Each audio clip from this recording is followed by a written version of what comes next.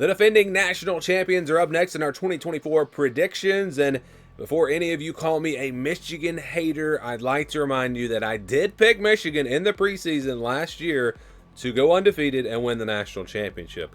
So we were able to get that pick correct, but I'm not quite as high on this team this year. So some initial thoughts. I think the defense again is going to be really good, especially the defensive line. I think the secondary is going to be really solid. Linebacker position should be pretty good. I don't think they're going to be as good as they were last year on defense, but I still think this will be one of the better defenses really in the country. But I'm concerned about the offense, and I think anyone that's been following college football this offseason is also concerned. If you're a Michigan fan, I think you're concerned about the offense. I don't think the offensive line is going to be as good as it was last year. They should still be solid.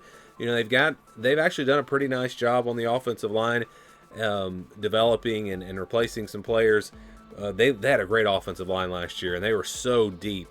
This year, not as deep and not as good.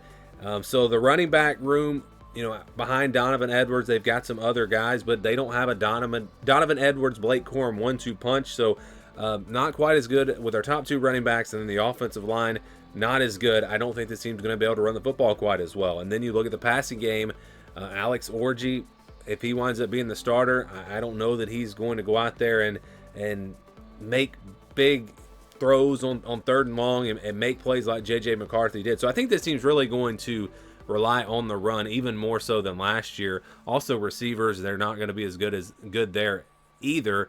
At least you do have Colston Loveland at tight end. But I think this team takes a pretty big step back offensively and a little bit of a step back defensively. But still, I think they're going to be good, and their defense is going to give them a chance really in pretty much every game that they play. So let's get into the predictions. Vegas has the over-under win total at 9.5 for this team, which is pretty fair.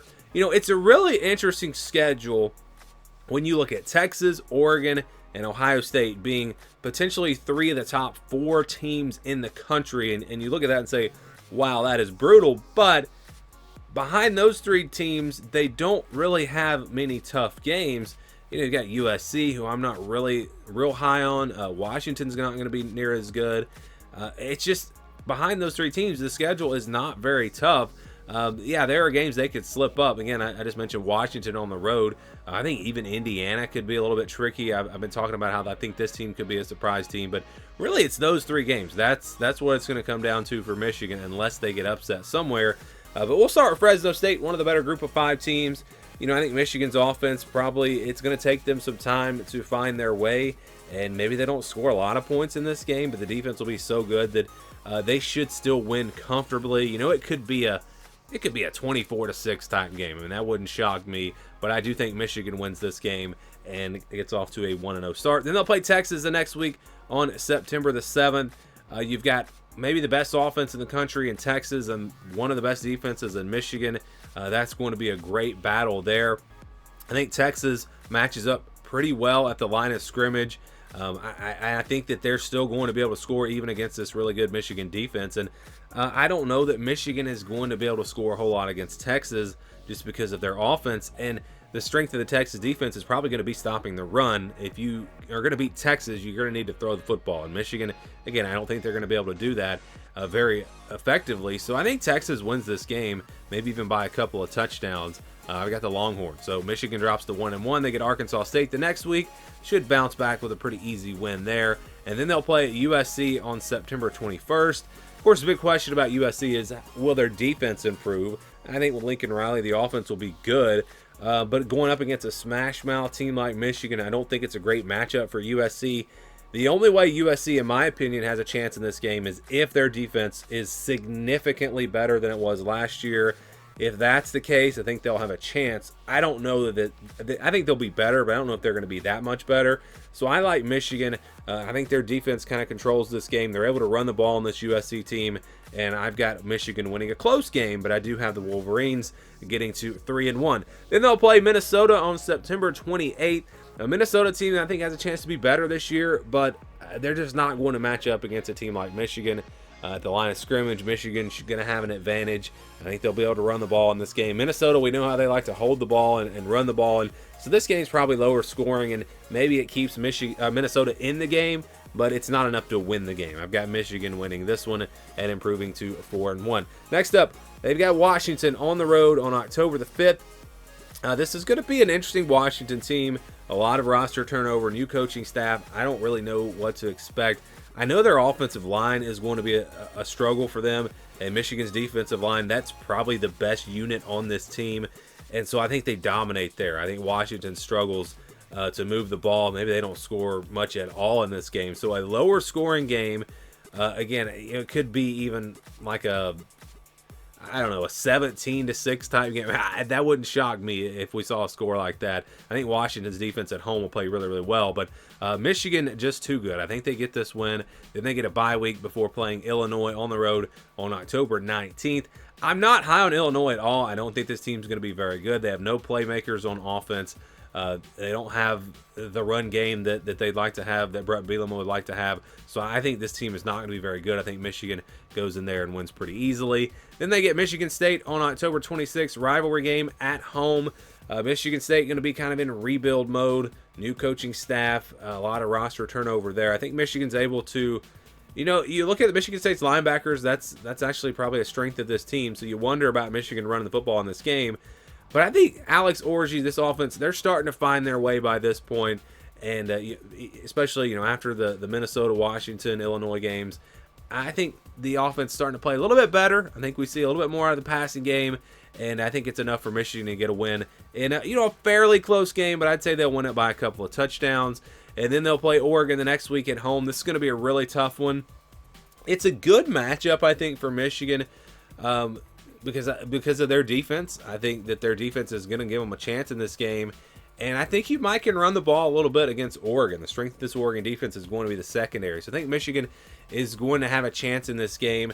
And I was actually back and forth. I really struggled with the prediction here. But at the end of the day, I just trust this Oregon team a little bit more. Dylan Gabriel at quarterback, I think he can come through and make plays when he has to. And I think Oregon wins. But I think this one's really close. And this is the one loss for Michigan that I'm not as confident on. I'm more confident about Texas beating Michigan, but Oregon later on in the season, when this Michigan team maybe is playing better football, I don't know. Maybe Michigan can find a way to win that, but I'm going to go with Oregon for my pick. And then it's Indiana next on November the 9th on the road. I've talked about this Indiana team. They're going to be better than people expect. I think they're going to be pretty good offensively. At the line of scrimmage, maybe they don't match up great with Michigan, and Michigan, I think, will find a way to win. But I think it could be a struggle win coming off of a tough loss to Oregon. Then you go on the road.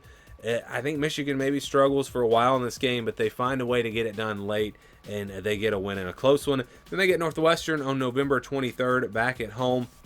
Northwestern surprised everyone last year. If you just look at the talent, though, on this roster, they really can't compete with a team like Michigan. They'll have to outcoach them to have a chance.